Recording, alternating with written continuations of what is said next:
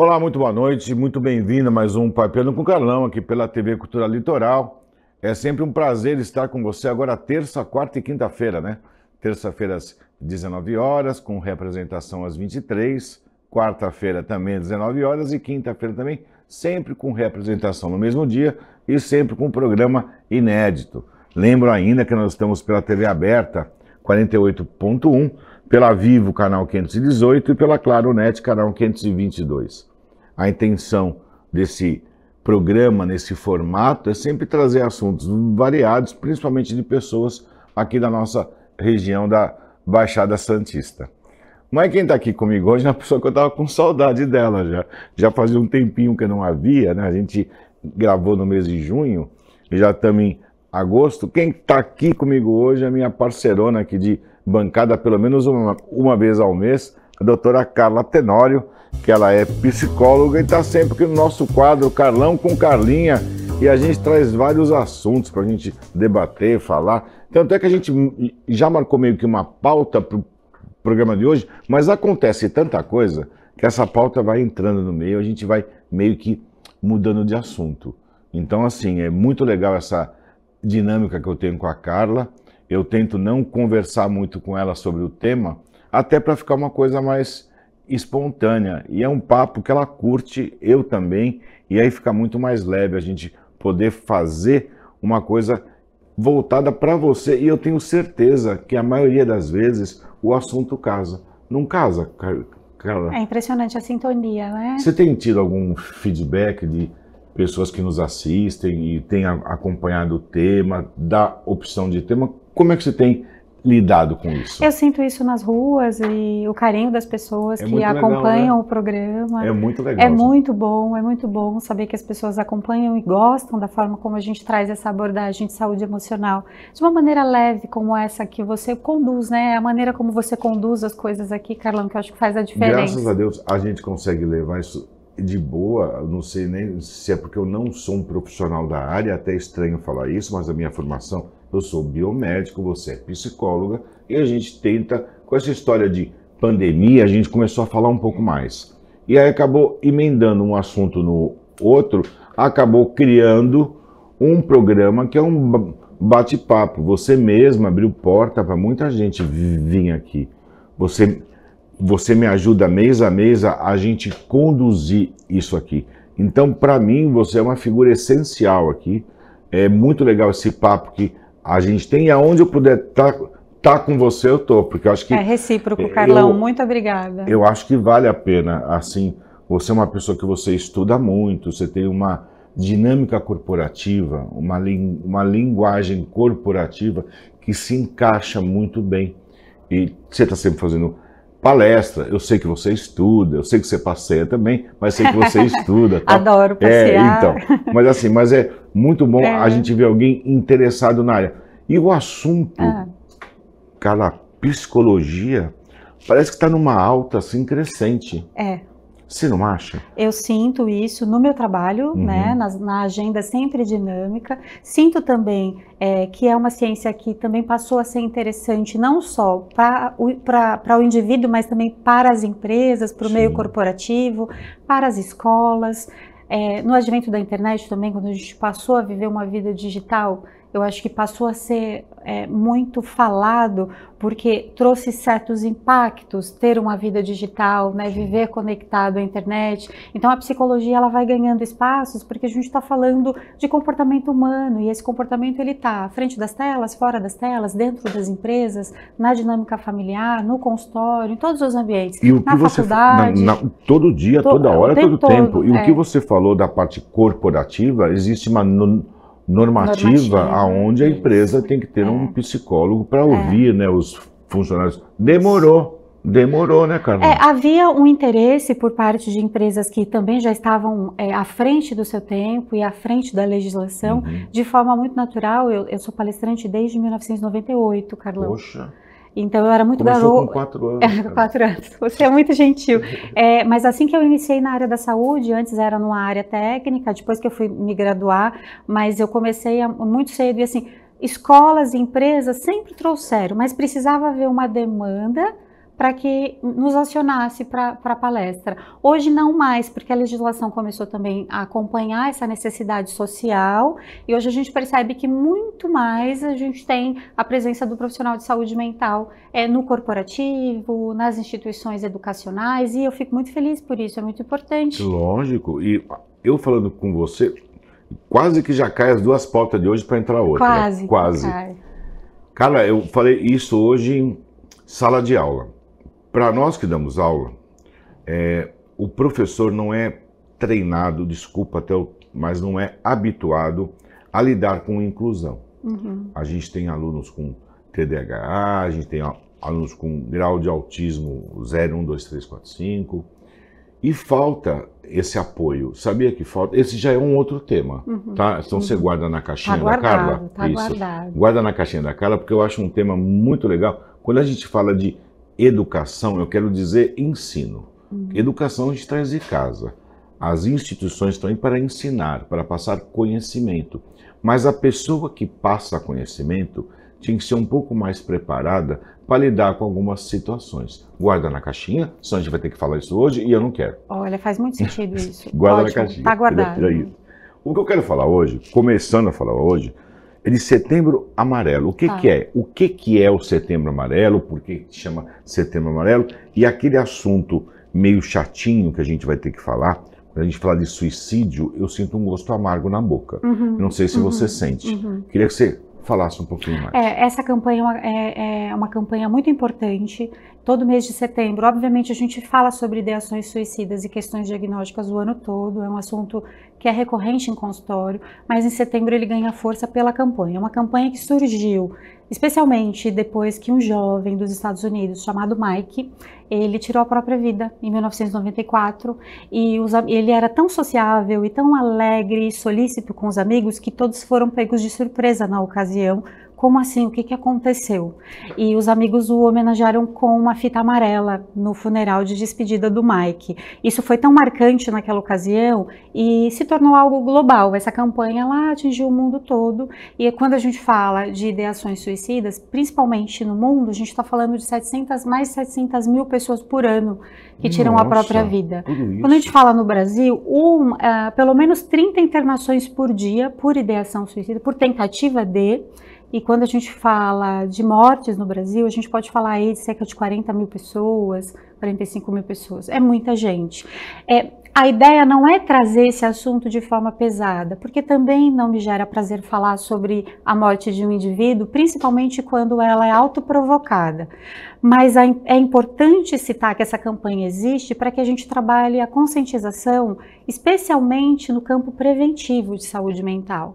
A gente não precisa chegar à situação de ter uma ideia, mesmo que longe, de que a tua vida não faz sentido, porque é um nível de desesperança tão grande que esses indivíduos doentes têm e sentem que a vida perde sentido naquele momento e essa pessoa passa a ter essa chamada ideação. É pensar na ausência da vida e muitas vezes para aliviar um sofrimento psíquico que é gigantesco. Então o assunto é importante para que a gente fale da prevenção. Precisamos cuidar da nossa saúde mental, Carlão. Claro. Para que não chegue nesse ponto. Lógico. Porque, em geral, de 90% a 97% dos casos, tem relação com alguém que está vivendo uma questão depressiva muito importante. Ou uma questão de ansiedade ou de depressão, né? Que são polos contrários que são congruentes aí quando a gente fala do transtorno. Então, em geral, são de 90% a 97% indivíduos que têm um grau de depressão absurdo e que precisa de tratamento e que precisa também do olhar atento do amigo, do familiar, para que não chegue nesse ponto. Sabe o que me assusta? Eu estou aqui fazendo o meu backup. Hoje nós estamos gravando aqui numa sexta-feira. De domingo até hoje, domingo a minha esposa veio falar que uma filha de uma amiga nossa tentou o SUI. Tentou o SUI deixando uma carta e provocando cortes, enfim. Ela vai fazer 15 anos, tem a idade da Malu. Hoje, coincidentemente, antes de vir para cá, uma funcionária minha veio conversar comigo que a filha dela de 12 anos foi parar no pronto-socorro porque tomou todos os remédios da bolsa dela. Isso não assusta a gente ver criança fazer isso? Muito, Por quê, assusta Carla? muito. Para você ver como a questão de saúde mental ela é urgente.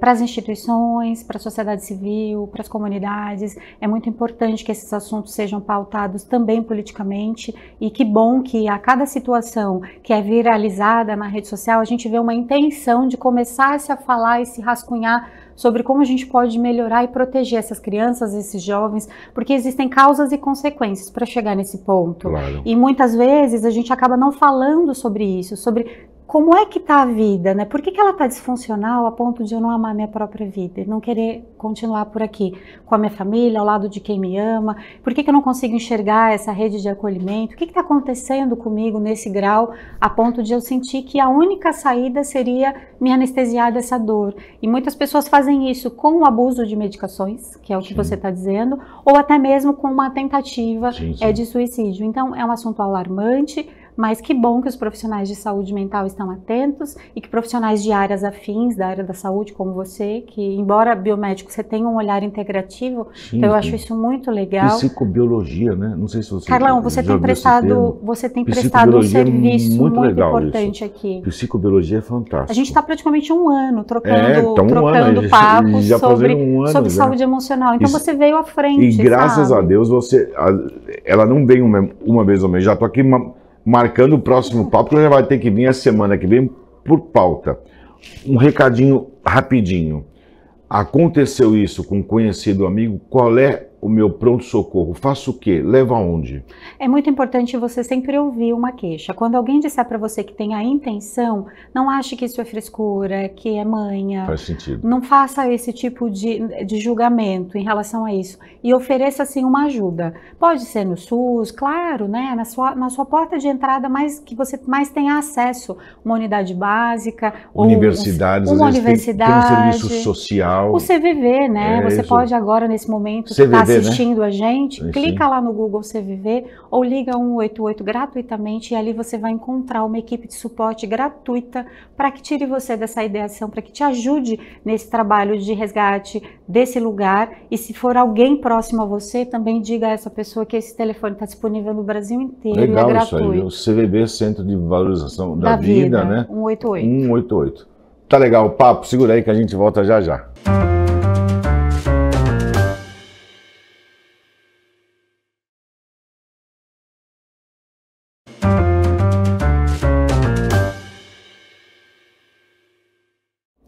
Olá, estamos de volta com esse papo super legal com a minha querida doutora Carla Tenório. A gente sempre trazendo esses assuntos assim que a gente tem que falar. Não tem jeito. A Carla, ela acaba falando, é chato falar, é a Zé da boca, mas tem que falar. Acabamos falando do CVV, Centro de Valorização da Vida. Eu começo esse bloco repetindo. A Carlinha passou que é só você entrar em contato, 188, e você já vai ter aquele apoio imediato. Então, nunca brincar com situações quando a criança fala que vai fazer A, B, C, ou quando uma pessoa idosa, quem quer que seja, às vezes a gente tem que dar esse valor, essa valorização à vida, como o próprio nome já diz, Centro de Valorização da Vida. Carla, a gente estava aqui batendo um papo, e aí você falou, Carla, um assunto está ligado ao outro. A gente queria falar um pouquinho da tal da adultização. Esse termo que eu nunca tinha ouvido antes. Tem um cara influente na internet chamado Felca, levantou aí uma bola tremenda uns 15 dias atrás contra um outro cara chamado Ítalo Santos. É um cara que fazia uns vídeos, não sei se você chegou, lógico, você é antenado e você viu. Tanto é que esse Ítalo Santos, ele hoje, nessa sexta-feira, ele acabou sendo preso. O que você acha disso tudo e aonde está essa linha, Carlinha, de intersecção da adultização com a prevenção de suicídio que pode acontecer com a criança? O programa é seu. Pois é importante falarmos sobre isso. Primeiro, eu acho que eu quero deixar aqui claro, até para a gente entender o termo, eu já fui exposta à adultização. Por quê, Carla? Você... O termo vai ser muito bem entendido a partir do que vou dizer agora. Por que eu fui exposta à adultização? Quando criança, eu morei com a minha mãe, ela nos criava sozinhas, eu e a minha irmã, e ela precisava sair para trabalhar. E a pessoa que cuidava da irmãzinha menor era a mais velha, que era eu. Então, a adultização vai além das De questões roupa, que o Felca... maquiagem, Vai fala. além das questões que o Felca trouxe na rede social. Entendi. O que a adultização envolve? Quando essa criança, esse jovem é exposto a comportamentos que deveriam ficar reservados a adultos, por exemplo, uma criança cuidando de outra criança, uma criança sendo responsável financeiramente pela família, uma criança carregando a responsabilidade dos irmãos, da casa, isso também é adultização. Faz sentido. Então vai além dessas questões de sexualidade que foram colocadas pelo criador de conteúdo. Porque veja, ele, lógico, trouxe algo muito importante, ele fez um serviço à nossa sociedade, que foi expor algo que, sim, era viral, era algo muito visto, mas não com o olhar que ele conseguiu colocar. E é curioso que quando ele fez o vídeo, ele falou que ele conversou com uma psicóloga antes de construir esse conteúdo, né, antes de gravar o conteúdo em si, porque ele queria também entender o termo. E ele chamou lá uma psicóloga, você viu o vídeo? Então, Você, 50 minutos, no finalzinho teve a presença, e ela fala exatamente E isso. vai muito além, né, dessas questões de você, de repente, colocar uma criança para vestir uma roupa que é reservada a adultos, porque você antecipa um processo que deveria ser natural do desenvolvimento da criança, ele é antecipado e vai marcar a vida dessa criança para todo sempre. Então, uma vestimenta para adulto que tenha, por exemplo, uma questão erótica envolvida, isso é muito grave, porque isso marca, né, você não volta mais, essa infância já está perdida. Então, quer dizer, é uma questão muito séria e que bom que é um assunto que está em voga, mas é importante destacar que vai muito além. Então, se você sobrecarrega com responsabilidades um jovem, uma criança, é adultização. É uma forma de adultização. Um atleta, por exemplo, que geralmente eles começam pequenininhos, Sim, né? sim, sim. Até para conseguir alcançar alta performance e bons resultados. Isso. Aquela cobrança exagerada em cima de um atleta por resultados, quando ele ainda é muito pequenininho e deveria, de repente, estar ali brincando, Sim. também é uma forma de adultização. Então é importante a gente ampliar o termo e entender que talvez isso ajude para que a gente tenha uma relação mais ajustada com os nossos pequenos, com os nossos adolescentes, evitando traumas futuros que marcarão a vida deles para sempre. Então vai além de roupas, maquiagens, falas, gestos, vai além disso. E eu quando criança, tinha consciência disso, eu sabia. Tanto é que a minha irmã até hoje fala, nós temos 3 anos de diferença, ela fala: filha, você era mais minha mãe do que a própria mamãe. Você lembra disso? Eu disse, eu lembro. E isso me custou muito, porque assim, eu passei a ser muito responsável desde muito pequenininha. Você tinha 13 anos, ela tinha 10. Então, e eu comecei a cuidar dela, eu tinha 7.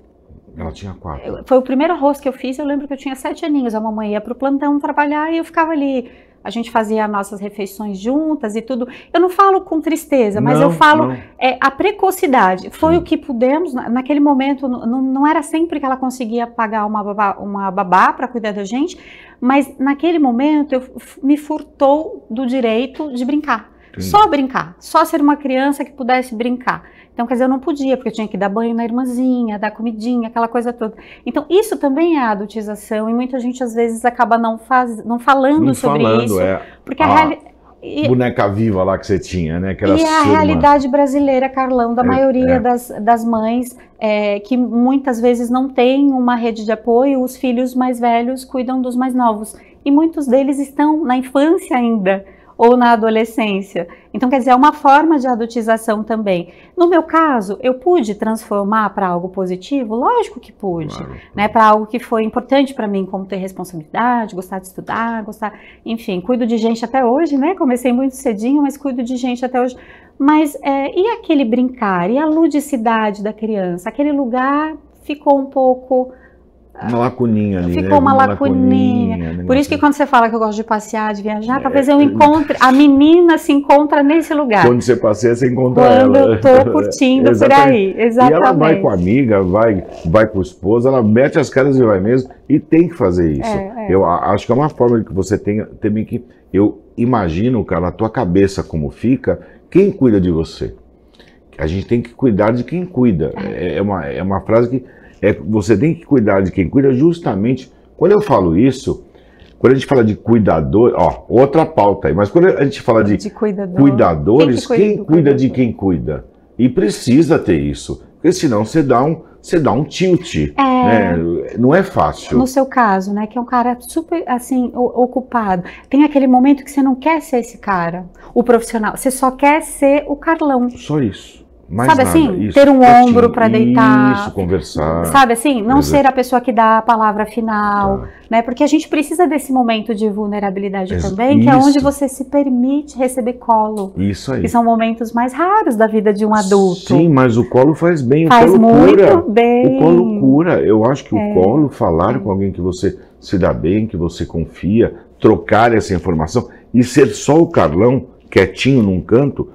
Outro dia eu estava conversando com a Fátima e eu falei, quantas pessoas falam comigo por dia? Então tem funcionário, tem paciente, tem aluno, em entrevista, quando não fala, eu que falo. Então assim, é muito dinâmico isso. Aí você começa a ver 400, 500 WhatsApps por dia, fala, meu, minha cabeça é meio assim, tomar conta disso tudo e às vezes a gente tem que parar. Cansar, cansa, cansa. Quando cansar, você para, descansa, dorme, se permita não fazer nada, nada é zero, fazer nada é muito bom. Esse ócio, ele é curativo. Ah, eu também acho. Ele é curativo. Não fazer nada, o silêncio. Algumas pessoas têm esse momento só quando tiram férias no ano. Uma dica que eu acho importante enquanto profissional é, dentro da sua rotina, você tem de encontrar espaço para esse ócio, para esse descanso, mesmo que você não esteja de férias. Então, veja, não espere pelas férias para que você recarregue toda a sua energia. Dentro do seu cotidiano, crie uma rotina de cuidado pessoal que inclua ter um momento só para você. Agora, só para você ser você. Eu nas férias, eu tirei férias 20 dias. Eu voltei estrupiado. Sério? Lógico. A Melissa tem uma toada, uma energia diferente. Tá de férias, vamos acordar cedo, vamos aproveitar. Você queria descansar? Eu queria parar um pouco. E aí rodei 3.600 quilômetros de carro. Só 3.600 quilômetros? Eu, a Melissa e o Cadu, porque é uma turminha. A Malu tava em Oxford fazendo lá. Deu certo de ir pertinho dela? Deu, mas eu só cheguei pertinho, não me viu. Mas estava ali, tava perto, o pai estava ali. Para mim, ajudou. Aquele papo que a gente teve, Carla, ajudou bastante. Mas assim, o que eu te falo é que às vezes a gente tem que parar, assim, pensar um pouquinho na gente. Nas férias não deu. Mas às vezes eu preciso parar, assim, sabadão, assim, hoje eu não vou fazer nada. Você quer o quê? Nada, não quero nada, não quero comer nada, não quero falar com ninguém, não quero nada, quero só ficar quieto. Saúde mental é construção diária, né? Saúde emocional, psicológica, é construção diária através dos seus hábitos, dos seus costumes, daquilo que você entra em contato. Preserve-se, né, daquilo que realmente te faz mal. Então, quer dizer, são escolhas que a gente vai fazendo e comportamentos que nós vamos emitindo para ter uma vida mais ajustada emocionalmente. Porque depois, quando a gente tem que tratar, é muito mais difícil. Você fica vulnerável. Essas crianças, por exemplo, do caso do vídeo, são crianças que estão marcadas para o resto da vida. Não volta mais. Não. Agora você tem de trabalhar o remediar disso tudo. E é um custo muito alto, do ponto de vista... Porque a nossa maior fortuna, o que temos de mais valioso é a nossa saúde mental. Exatamente. Eu entendo dessa forma, porque ela é mola propulsora para todas as suas conquistas na vida. E não vende fracos em farmácia, não tem o remedinho que você toma e consegue consertar tudo. Você falando, a gente tem um tempinho acabando aqui, mas eu lembrei... nos Estados Unidos, isso aí já é bem falado há mais de 40 anos, naqueles concursos de beleza que tem para criança. Não sei se você já viu que enfeita toda a criança e cobra a criança e a mãe. Na verdade, a mãe que queria ser julgada, né, que queria estar no concurso. Mas depois a filha acaba tendo essa adultização. O que a Carla falou serve para a gente ficar esperto contra algumas atitudes que a gente pode ter que se traduz nessa adultização. Então a adultização é importante, o Felca foi muito feliz em expor isso, ele abriu os olhos que já deveriam estar abertos há muito tempo, todo mundo via, mas ninguém percebia, e ele deu um start aí. Eu concordo com o Felca plenamente, mas também concordo com a Carla quando ela fala que existem várias formas, então vamos observar, vamos ver o que a gente cobra. Criança tem que ter o time de criança, né, Carla? Tem que ter o tempo, você não acha? Ela tem de ter, porque assim, mesmo que haja uma responsabilidade ou por uma consequência social que essa família viva, ela precisa ter aquele tempo para brincar, o tempo para a ludicidade, e as coisas precisam ser próprias para cada idade. Por isso que hoje a gente tem discutido muito sobre a importância de você adiar, postergar o acesso às telas para esses jovens. Opa. Porque existe uma consequência muito grande em relação até mesmo à prevenção do suicídio que estávamos falando aqui, quando você expõe demais essa criança, esse jovem à tela. Então essa é uma consequência muito difícil de ser remediada. Então a gente precisa pensar muito nisso com responsabilidade. Que bom que a gente pôde juntar aqui os dois temas, Mas né? você viu a minha psicóloga costureira, como é que ela faz? Ela vai alinhar. No final, ela alinhava tudo para fechar o ciclo. A gente conseguiu falar justamente da adultização, falou de suicídio e falou de saúde mental, que acaba sendo o grande maestro disso tudo. Disso tudo. Carla, eu te agradeço mais por isso. uma vez. A semana que vem a gente vai gravar de novo. Quem quiser mandar tema, por favor, mande para o WhatsApp 13 95 550 0001. Fala com a Luíse, mas insiste, viu? Que às vezes ela não responde, mas você pode insistir. Manda o tema para o nosso WhatsApp, que será muito bem-vindo. Para você que nos assiste, agradeço a sua audiência. Eu e a Carlinha aqui deixamos um grande beijo para você. Valeu, tchau, tchau.